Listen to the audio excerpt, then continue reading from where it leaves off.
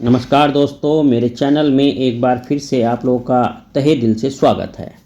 मैंने अपनी पिछली वीडियो में आप लोगों को भारतीय इतिहास के आधुनिक काल से संबंधित जानकारियां दी, जिसमें मैंने पुर्तगालियों के आगमन, उनके प्रभुत्व और उनके प्रभुत्व का क्या परिणाम हुआ, किस तरीके से उन्होंने धर्म परिवर्तन को बढ़ावा दिया और भिन्न भिन्न जो घटनाएं घटित हुई उसके बारे में अपनी वीडियो आप लोगों के सामने प्रस्तुत की, जिसमें आप लोगों ने काफ़ी अच्छे से उसमें अपना प्यार दिया।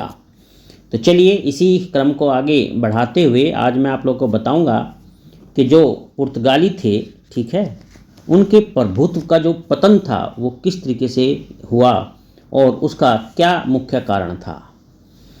ठीक है, तो आप लोग बहुत ध्यान से इसको सुनना। ये बहुत ही इन्फॉर्मेटिव वीडियो है आपके लिए, काफ़ी इम्पोर्टेंट जानकारियाँ आपको इससे प्राप्त होगी। और एक बात मैं और कहना चाहूँगा कि अगर आप लोगों ने अभी तक चैनल सब्सक्राइब नहीं किया है तो ज़रूर उसको सब्सक्राइब कर लीजिए।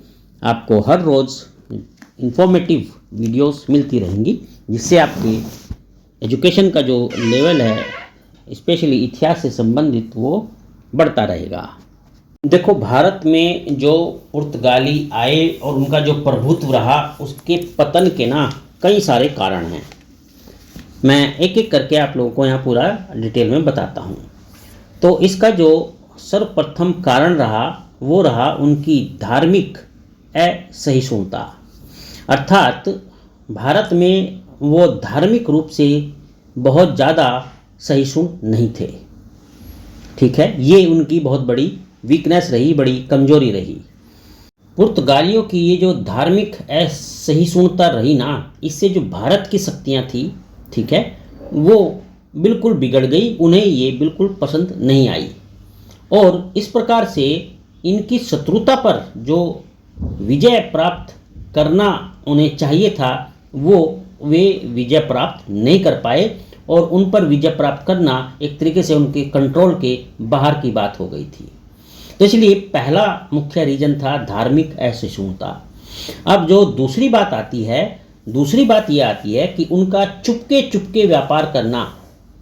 ध्यान देना मेरी बात पर, वे जो चुपके चुपके व्यापार करते थे, ठीक है, ये भी एक तरीके से अंत में उनके लिए बड़ा घातक सिद्ध हुआ। ये पॉलिसी उनकी उनके फेवर में नहीं गई। और तीसरा और बहुत मुख्य कारण था ब्राज़ील का पता चल जाना। बेसिकली जब ब्राज़ील के बारे में जानकारियां हासिल हो गई, ब्राज़ील का इन्वेंशन हो गया, उसकी डिस्कवरी हो गई, यानी ब्राज़ील को लोगों ने जाना, तो उसके बाद ब्राज़ील का पता लग जाने के बाद पुर्तगालियों की जो उपनिवेश संबंधित एक्टिविटीज़ थी, उनकी जो क्रियाशीलता थी, वो अब पश्चिम की तरफ मुड़ गई। यानी वे अब पश्चिम की तरफ उनका ध्यान चला गया, उसकी तरफ वे उन्मुख हो गए। और आखिरी और जो सबसे प्रमुख कारण माना जाता है उनके आधिपत्य के पतन के पीछे, वो था उनके पीछे आने वाली दूसरी यूरोपियन कंपनियां।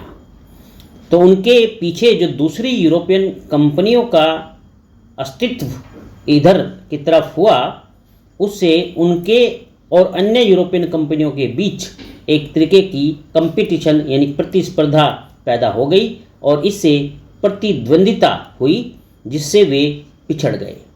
तो यानी कि जो दूसरी यूरोपियन कंपनी थी, जैसे डच, ब्रिटिश या और अन्य, उनसे वे कंपटीशन में कहीं खरे नहीं उतरे, कहीं आगे नहीं बढ़ पाए और अंततः इन पुर्तगालियों का पतन निश्चित हो गया और अंत में पुर्तगालियों का पतन एक तरीके से हो गया।